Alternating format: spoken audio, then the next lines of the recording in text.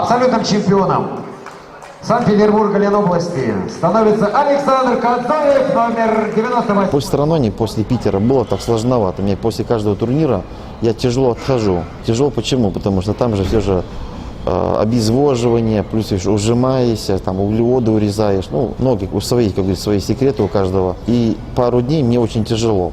Потому что попьешь, водой наполнишься, уже у меня начинает давление. Пару дней отдохнул я, немножко наполнился углеводами, убрал сейчас кардио, потому что обмен веществ уже раскрутился, можно перегореть. Кардио убрал. И вот только сейчас работа железом.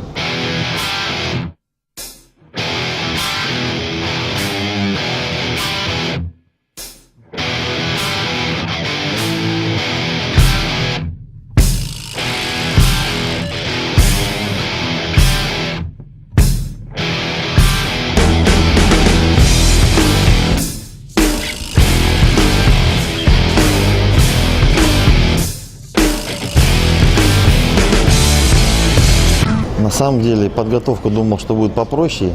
И где-то, я думаю, за 2-3 недели пошли слухи, что приедет Виталий Александров, может, москвичи. Там уже, конечно, интрига была уже как-то так пожестче уже все.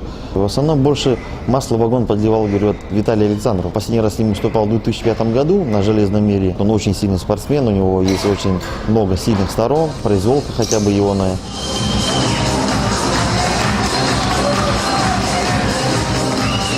Поэтому даже весил меньше, чем планировал. Даже вот эти 1,5-2 килограмма за счет Виталии там сказалось. Он так.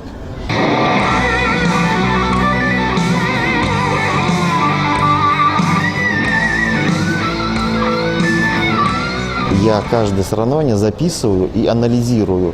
И понимаю свои сильные и слабые стороны, и где-то промахи в подготовке.